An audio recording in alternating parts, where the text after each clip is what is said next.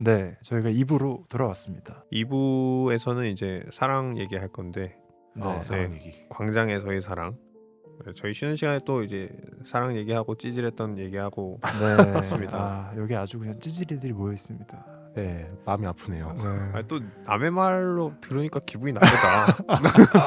아, 내가 나를 찌질했다고 얘기를 했지만 아. 자학과 이제 타인이 때리는 건 다르기 때문에. 네. 친구가 나한테 찌질이라고 그러니까 그 요즘에 대활약을 하고 계시는 김풍 작가라고 하십니까? 네네 네. 그분이 사실 웹툰 작가 네, 알고 맞습니다. 있어요. 데뷔를 하셨는데 그분이 쓰신 것 중에 찌질의 역사라는 네. 웹툰이 있어요. 그게 좀 스타덤에 그게 올려준 히트작이거든요. 어. 그 이야기가 사실은 대학교에 가가지고 첫 연애를 실패하고 막 군대 갔다 와서 다시 그 사람을 만나고 연애담이에요 일종의. 그렇죠. 남고를 나온 이제 대학에서 남자 무리에 있던 애가 어떻게 사람이 되어가는가. 아 그래서 찌질의 역사거든요. 네. 네, 한번 자전적인 얘기를 했나 보다. 그런 게 많이 담겨 있겠죠. 네. 네. 그런 거 그러니까 한번 보편적으로 공감을 얻을 수 있을 것 같아요. 남성들 사이에서. 맞습니다. 남성들은 좀 깨지고 하면서 깨닫는 네. 게 없죠. 제가 남중 남고 나왔다고 했더니 네. 또 막 한참 깨져야 된다고. 아, 네, 아직 그럽니다. 맥시멈 조금 더 깨지셔야 될 것 같고. 근데 어째 사랑 얘기를 하시니까 두 분이 다 말을 못 잃으시는 것 같은 그런 느낌이 드는 기분 탓인가요? 아니요 그렇지 않습니다. 네, 네, 그런가요? 광장에서 얘기를 하는 건데요. 네, 그렇죠. 네, 맞습니다. 네, 네. 지금 저희는 광장이라는 소설을 그렇죠. 다루고 있고 네. 네. 중요한 두 개의 축 중에 처음에 이데올로기를 다뤘고 이제 사랑을 한번 다뤄보려고 하는데요. 저는 좀 기억에 남는 게 그 맥시멈님께서 이 광장이라는 소설은 오히려 사랑이 더 중요한 것 같다. 네. 약간 이런 식으로 말씀하셨던 것 같은데 어떤 네. 의미에서 말씀하셨죠? 그 이명준이 결국은 이제 자살을 하는 것으로 이제 소설이 끝나지 않습니까? 네. 그 이명준의 삶에 있어서 필요 조건은 뭐였을까? 그러니까 그 필요 조건이 충족되지 않으면 삶을 지속할 수가 없는 거거든요. 네. 왜냐하면 필요한 조건이니까. 그럼 그게 사랑이었다는 게 제 생각입니다. 또 그렇게 생각하는 많은 분들도 있고, 그러니까 이데올로기는 오히려 중요하지 않았을 거다. 그리고 한편으로 보면 그런 인지적인 칼날 있잖아요. 굉장히 날카로운 현실 인식이나 예민하게 반응하는 거나 네. 이런 거는 소설 후반부에 가면 이명준의 환상 속에서 많이 누그러질 수 있는 것으로 묘사가 되는 것 같아요. 아. 왜 그 인도에 가서 그냥 아무것도 신경 쓰지 않고 경비원인가? 네, 주차 매표원이랑 뭐 매표원으로 살아가면서 꽃밭에 물을 주고 사람들한테 친절하게 대하고 그렇게 사는 삶을 환상을 꿈꾸지 않습니까? 중립국에서의 삶을 묘사하는 장면이 나오죠. 그렇죠, 네, 그렇죠, 그렇죠. 본인이 살고 싶은. 네, 네. 그런 거 보면 참 이 사람이 뭐 어떤 이데올로기의 어떤 철학의 그런 복잡한 사고에 얽매이지 않고 살고 싶다 하는 게 있어요. 그런 거 보면 많이 지쳤던 것 같아요. 많이 네. 지치기도 했고 네. 많은 상처를 입었죠. 또. 사실 그 네, 정도 일을 겪었으면 안 지치는 게 이상하긴 하죠. 그럼요. 아마 말도 못하게 힘들었을 겁니다. 근데 어쨌든 살잖아요. 이데올로기 물론 중요하지만 그런 거 없이도 살 생각을 하잖아요. 네. 근데 그 마지막에 그 갈매기 두 마리 마스트에 앉은 그 작은 갈매기와 큰 갈매기를 보면서 북한에서 만났던 그 동굴에서 정사를 나눴던 은혜가 임신한 아이, 나의 아이를 연상을 하고는 이제 뛰어들죠. 그러니까 사랑하는 사람이 또 사랑하는 나의 딸이 없으니까 삶을 지속하는 게 힘들다라고 생각을 했던 것 같아요. 그래서 이명준의 삶의 필요 조건은 결국 사랑이었다. 그럼 보면 우리 인간도 인간을 정말 구원하는 것은 사랑이 아닌가. 이데올로기나 이런 거창한 것이 아니라 삶의 직접적인 조건이니까요. 그래서 그런 얘기를 한 것입니다. 이야기를 듣다 보니까 약간 정리가 되는 게 사실은 이 사랑이라는 게 뭐 물론 다양한 종류의 사랑이 있겠습니다만 소설 속에서 주인공 이명준은 두 번의 연애를 하지 않습니까? 네. 두 사람과 연애를 나누게 되는데 첫 번째는 남한 생활을 할 때 만났던 윤애라는 여성이고 또 두 번째는 북으로 넘어가서 발레리나였던 은혜라는 여성인데 말씀해 주셨다시피 중립국을 선택한 이후로는 계속 혼자예요. 근데 사실 남한과 북한에서 좀 모진 시간을 많이 보내지 않았습니까? 모진 대신에 그걸 버티게 해줬던 사랑들이 있었어요. 남한에서의 힘든 것들을 어떻게 보면 그 사랑 연애가 보완을 해준 측면이 없지 않아 있었던 것 같아요. 그런 것들이 같이 따라갔기 때문에 삶이 계속 지속되었던 거 아닌가. 그리고 마지막에는 결국 혼자였기 때문에 사랑이 없었기 때문에 그런 선택을 하지 않았나라는 식으로 정리를 해볼 수도 있을 것 같아요. 그리고 한편으로 이게 좀 작은 얘기인데 남에서 윤애랑 뭐 몸을 섞는 장면이 나오지 않습니까? 근데 네. 어떤 때는 이렇게 윤애가 몸을 줬다가 또 어떤 때는 안 주기도 하고 한단 말이죠. 네. 그러면서 알 수 없는 이 여자의 그런 심정 속을 이제 혼란스러워하다가 마침 옆에서 누가 북으로 가는 배가 있다. 아, 맞아요. 라는 얘기를 하면서 북으로 가잖아요. 네. 그러다 보니까 이명준은 남에서는 그렇게 이데올로기에 치이고 사랑조차도 불확실하니까 아버지라도 있는 북으로 갔던 게 아닌가 생각이 듭니다. 어떻게 보면 그 윤애를 만나기 전에 가족이라는 것에서 아버지에 대한 어떤 또 가족 간의 사랑 그렇죠. 이런 게 기반이 됐을 거 아닙니까? 네. 근데 아버지는 북으로 가버리시고 첫 번째 사랑이 깨진 거죠. 네. 그리고 나서 어떤 이제 이성적인 사랑으로 넘어가는 것 같기도 한다는 생각이 듭니다. 네. 그러니까 어떻게 보면은 가족적인 사랑과 이성애를 둘 다 얘기한다는 점에서는 이 광장에서 얘기하고자 하는 사랑은 그냥 인간애라는 것 자체를 얘기하는 게 아닌가 그런 생각도 좀 들기도 하고 그리고 아까 필요 조건이라고 말씀해 주셨잖아요. 그 이명준의 삶에 있어서 사랑은. 근데 지금 와서 소설의 내용을 좀 생각을 해보면은 명준이 소설 안에서 뭔가 좀 웃었다라고 표현하는 부분이 굉장히 드물잖아요.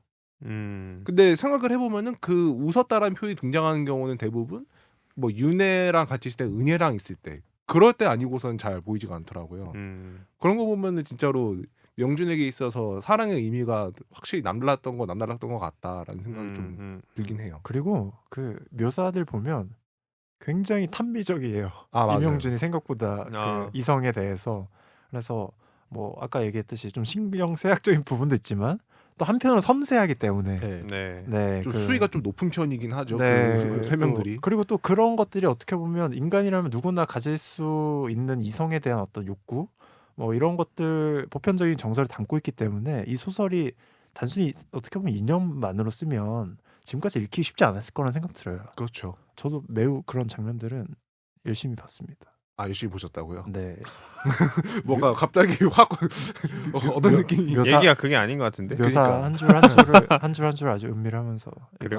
네. 이게 뭐 저희가 막기가 쉬웠던 걸로 하겠습니다. 한 번씩 그 가슴과 다리를 더듬었다 뭐 이런 거 직접적인 묘사는 하지 마시고 그 한 번씩 이렇게 뭔가 좀 지쳐갈 때쯤에 그런 것들이 나왔기 때문에 그러니까 작품적으로 굉장히 작가가 장치를 잘 썼다. 작가가 이 집중을 유지하기 위한 장치를 잘 썼다. 네. 정도로 생각해요. 네, 어쨌든 그러면 뭐 이런 얘기를 해봐도 재밌을 것 같아요. 이 광장이라는 것이 결국에는 그 일종의 성장 소설로도 저는 볼 수 있다고 생각을 하는데 성장요. 이 청년의 이야기를 다루는. 그래서 결국에 우리가 사랑이라고 이야기를 했지만 결국에 이 청년들은 자신을 보듬어줄 뭔가가 필요한 것 같아요. 그렇지 않습니까? 네. 뭔가 위로받고 싶은 그런 욕구가 좀 있죠. 네, 위로받고 뭔가 힘든 고뇌 속에서도 그것을 버티게 해주는 힘 같은 게 필요하죠. 두 분은 뭐 어떤 게 있는지 좀 궁금합니다, 개인적으로. 우리도 지금 청년이지 않습니까? 그렇죠. 네, 그런 사람들이 필요해요. 주기자님 생각하시는 것 같으니까 제가 얘기하는. 아까 이제 공부로 도피를 했잖아요. 제가 그때 이제 교수님 만났어요. 지도 교수님을 만나서 계속 인연을 이어오고 있거든요. 그냥 제 전공 학과를 떠날 것인가, 전과를 할 것인가, 아니면 남을 것인가를 선택을 해야 할 때 교수님께 찾아갔더니 둘 다 해라.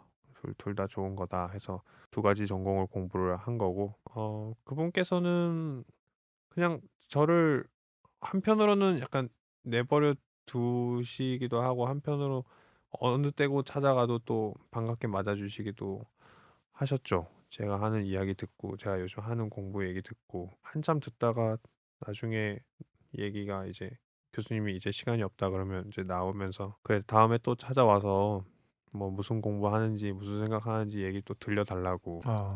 그러면 이제 또 뭐 한 달 있다 또 찾아가기도 하고 보름 만에 찾아가기도 하고 했거든요. 아니 뭐 중요한 이 상의할 일이 있을 때 또 찾아가기도 하고. 그때 들어주는 존재가 어른이 있다.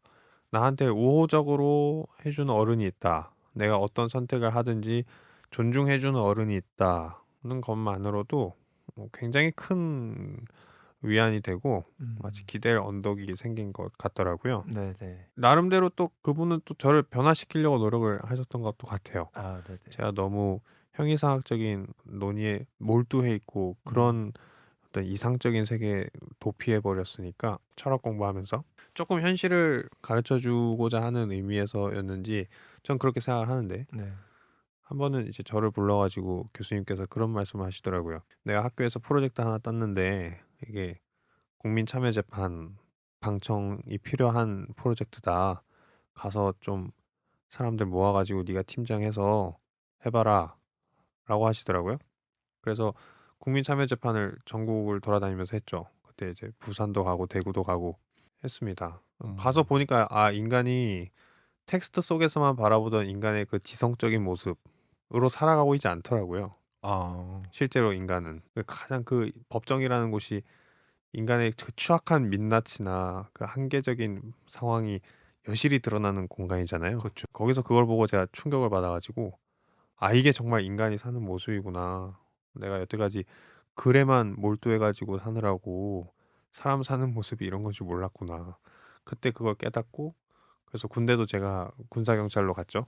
헌병 가서 미결수용시에서 근무하고 싶어가지고 거기서 이제 범죄자들을 상대를 하고 싶었으니까 그게 어떤 교수님께서 저한테 주신 변화의 기회였던 것 같아요. 내 얘기를 충분히 들어주고 내가 충분히 방황할 수 있게 해주고 엇나가지 않게만 얘기 들어주고 그러다가 이제 어느 정도 갈무리를 해야 할 때가 왔다 싶으니까 또 새로운 뭔가를 해보라고 해서 하게 해주시고 그 과정에서 저도 또 나름의 의미를 그분이 그 나한테 주신 프로젝트의 의미를 파악한 것 같고 그게 또 다 지나고 나서 보이는 것들이고 지나고 나서 보이는 것이죠. 네.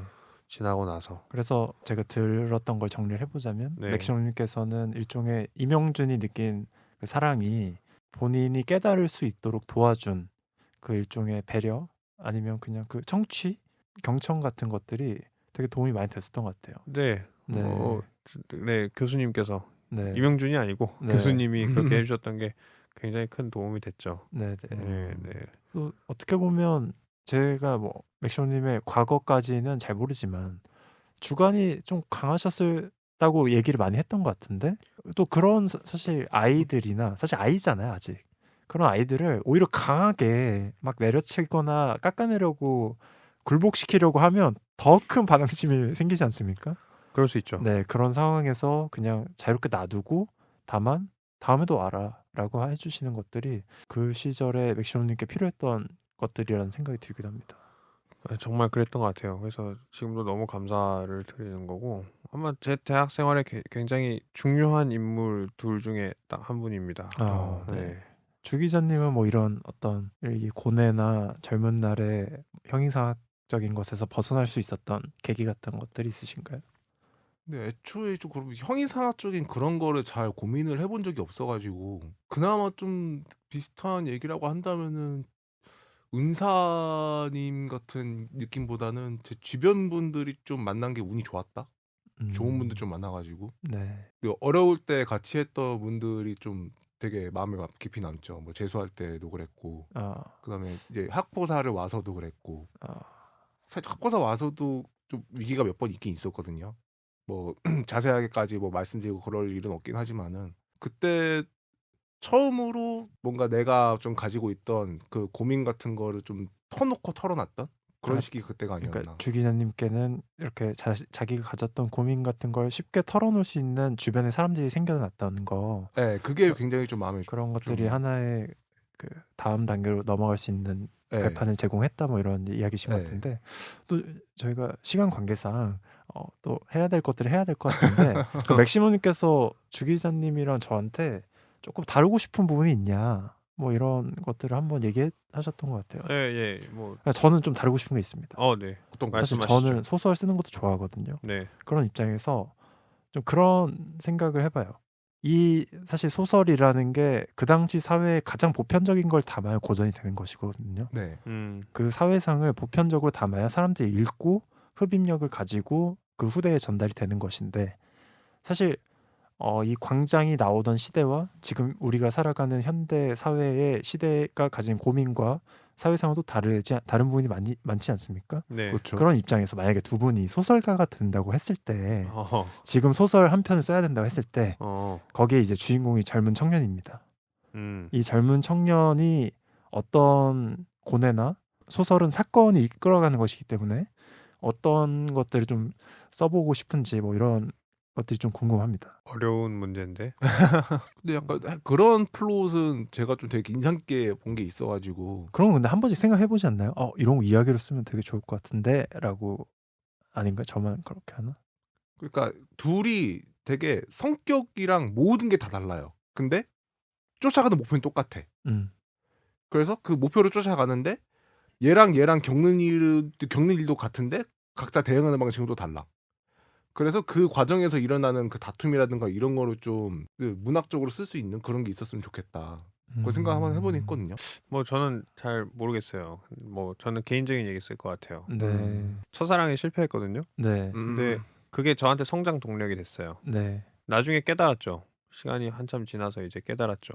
내가 그 아이 덕분에 내가 더 나은 사람이 되려고 열심히 노력했고 내가 더 인격적으로 좋은 사람이 되려고 노력하고 뭐 내가 좀 더 지적으로 성숙하려고 노력을 하고 더 사회성을 기르려고 노력하고 이런 온갖 노력들이 한참 세월이 지난 후에 돌아보니까 내가 그 아이 때문에 여기까지 왔구나. 더 나은 사람이 돼서 다가가고 싶었기 때문에 지금까지 왔구나 하는 그런 생각을 한 적이 있어요. 네. 그런 어떤 젊은 날을 한번 돌아보는 그런 걸 쓸 것 같아요. 뭐 지금 아직 젊으니까 쓸 소재가 그런 거밖에 없고. 네네. 저는 사실 제가 경험해보지 않은 걸 쓸 수는 없잖아요. 네, 제가 질문하려던 건 그거 같아요. 지금 이 시대에 뭔가 청년이 가진 가장 큰 화두 같은 게 뭔지를 한번 이렇게 뽑아내려고 했는데 네. 아까 제가 말하던 거를 제가 좀 잘 말을 못 해가지고 조금 더 첨언하면은 그 같은 목표를 가지고 가는데 한 사람은 그거예요. 재능이 엄청 뛰어나요. 한 사람은 재능이 엄청 뛰어난데 노력을 딱히 하진 않는 타입. 근데 한 사람은 재능은 좀 부족해. 근데 노력을 엄청나게 많이 해가지고 그걸 따라잡는 타입. 근데 그 둘이 이제 같은 길을 가게 되면서 그 일어나는 그 일들을 좀 비교해보고 뭐 그런 소설이 좀 있었으면 좋겠다. 요즘 화두는 행운인 것 같아요. 요즘은 행운을 바라지 않으면 살기가 힘들잖아요. 네. 노력하는 것도 한계가 있고 엄혹한 현실입니다. 그렇잖아요. 네. 요즘 현실이 우리 앞에 놓인 현실이 앞으로 우리가 살아가는 현실이 그래서 행운에 관한 걸 한번 써보면 좋지 않을까? 그거는 저도 좀 공감을 하는 게 그 제가 재수할 때죠. 그때면 좀 되긴 했지만은 그때 지리를 가르쳐줬던 선생님께서 항상 입버릇처럼 하시던 말씀이 있어요. 뭐 좋은 대학을 가려면 네 실력도 실력이지만 운이 좋아야 된다. 그리고 인생도 마찬가지다. 인생도 운이 필요하다. 맞아요. 노력과 재능과 운이에요. 네. 딱 3파전입니다. 저는 뭐 최근에 나오는 문학상 받은 소설 이런 거 다 챙겨 보거든요. 네. 그런 입장에서 이 광장이라는 역작, 대한민국 소설사에 남을 오래된 역작을 읽으면서 참 많이 소설의 트렌드가 바뀌는구나라는 걸 느꼈어요. 그래요? 왜냐하면 요즘 나오는 소설 같은 경우는 굉장히 일상적인 것들을 다룹니다. 그렇죠. 그러니까 이 광장 소설은 이명준이라는 주인공이 남북한의 그 사상적 대립과 코뮤니즘과 자본주의의 대립 속에서 뭐가 옳냐를 이렇게 고민하는 것이 나오는데 요즘 나오는 소설들은 굉장히 일상적입니다. 뭔가 좀 시대적인 메시지를 담고 있는 그런 것보다는 좀 가벼운 걸로 굉장히 사소한 일이나 사소한 것들에서 우리가 발견할 수 있는 것들을 주목을 하는 편이에요. 그리고 그런 것들이 문학계에서도 인정을 받고 있고요. 그런 것에서 제가 생각하는 거는 어떤 커다란 이데올로기가 이제는 잘게 쪼개져서 우리 일상 속에 들어와 있다는 걸 사람들이 아는 것 같아요. 네, 가장 일상적인 것이 가장 이데올로기적인 행동이라는 걸 사람들이 받아들이고 있기 때문에 진짜 내가 사소하게 겪었던 어떤 우연찮은 일 같은 거 이런 것들이 소설로 많이 나오더라고요. 그래서 소설은 그 사회를 나타내는 가장 보편물이기 때문에 저는 좀 요즘 사회가 우리가 뭐 지난번 헬조선 때도 이야기를 했지만 네. 뭔가 큰 담론이나 이런 걸 이야기하지 않는다고들 말하지 않습니까? 네, 좀 그런 얘기를 담론이 부재하다 뭐 이런 얘기도 많이 나오는데 네. 요즘에는 가장 일상적인 것이 모든 게 다 이데올로기가 됐다. 우리가 갈등이 심화된다고 하지 않습니까? 네. 가장 일상적인 사소한 말 같은 것들이 다 쟁점이 돼버리고 네. 이런 것들이 좀 변화된 모습이라는 생각이 들어요. 확실히 인터넷이나 이런 데에서 나타나는 그런 대립들을 보면은 정말 별거 아닌 것인데 거기에서 촉발되는 경우가 많긴 하더라고요. 네. 근데 그런 것도 트렌드가 있구나. 네.